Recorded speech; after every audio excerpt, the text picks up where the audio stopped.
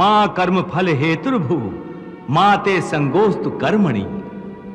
हे केशव, तुम्हारे कहे अनुसार यदि फल प्रारब्ध ने अपनी मर्जी से देना है तो फिर प्राणी को कर्म करने की आवश्यकता ही क्या है? कर्म करने की आवश्यकता क्या है, यह जानने से पहले यह तो जान लो कि प्रारब्ध क्या है, प्रारब्ध कैसे बनती है। हे केशव, प्रारब्ध क्या है उसे जानने में क्या मुश्किल है? यह तो सीधी सी बात है कि जो भगवान की इच्छा है वही मनुष्य का प्रारब्ध होती है। नहीं अर्जुन, नहीं, यह धारणा सत्य नहीं है। क्यों सत्य नहीं है?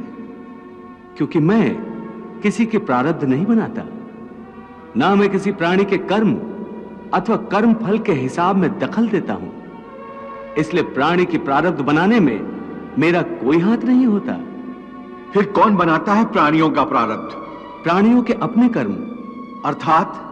अर्थात ये कि प्राणी जैसे कर्म करेगा उसका वैसा ही फल पाएगा। अच्छे कर्म करेगा तो अच्छा फल मिलेगा और बुरे कर्म करेगा तो बुरा फल पाएगा। यही जो प्राणी के अच्छे बुरे कर्मों के अच्छे बुरे फल का हिसाब है, इसी को प्रारब्ध कहते हैं। अपने पुण्य कर्मों के फलस्वरूप सुख और अपने पाप कर्मों के फलस्वरूप दुख प्राणी को इसी जन्म में या अपने अगले जन्म में भोगना ही पड़ता है, वो टल नहीं सकता। इसलिए अकर्मण्य हुए बिना निरंतर अपने धर्म के अनुसार कर्म करते जाओ और मन में यह पक्का विश्वास रखो कि जिस नियत के साथ तुम कर्म करोगे उसी नियत के अनुसार तुम्हें फल अवश्य मिलेगा। कर्म का यह अटल विधान है, इसमें कभी किसी के साथ अन्याय नहीं हो सकता। हे अर्जुन, प्राणी का कोई भी कर्म नष्ट नहीं होता, मनुष्य को अपने हर कर्म का फल अवश्य मिलता है। इस तरह प्राणी के कर्मों के अनुसार उन कर्मों का फल हर मनुष्य के प्रारब्ध में लिख दिया जाता है। इसी कारण हर जन्म में मनुष्य अपने ही कर्मों के बंधनों में बंध जाता है। इसी कर्म के बंधन में बंध जाने के कारण मनुष्य आवागमन अर्थात जन्म जन्मांतर के चक्रव्यूह में फंसा रहता है और उसे मोक्ष प्राप्त नहीं हो पाता। कर्म के बंधन से आवागमन या जन्म जन्मांतर का क्या संबंध है?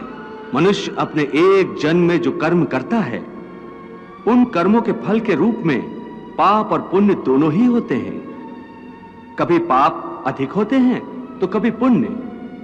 दोनों का दुख सुख भोगते हुए मनुष्य अपने नए जीवन में जो कर्म करता है उनका हिसाब पाप पुण्य के खाते में नए सिरे से लिख दिया जाता है।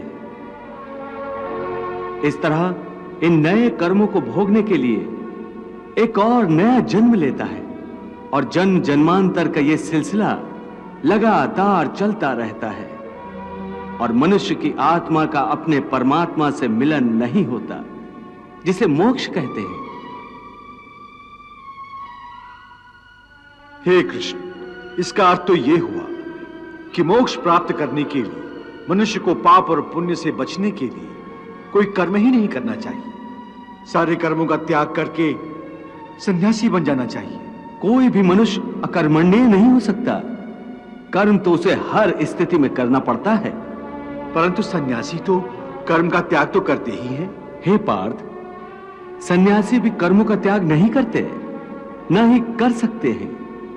मैंने पहले ही कहा था कि सन्यासी भी कर्म करते हैं। खाना पीना, उठना बैठना, तपस्या करना, साधना करना, ये सब भी तो कर्म ही है। कर्म से कोई कैसे मुक्त हो सकता है? हे केशव, जब कर्म से मनुष्य मुक्त नहीं हो सकता तो वो कर्म कैसे करे कि उसे पाप और पुण्य से मुक्ति मिले?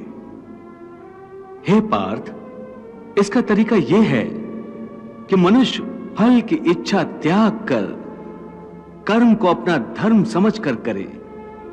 फल उसे अवश्य मिलेगा, परंतु इस फल का वो विधान की इच्छा समझकर स्वीकार करे।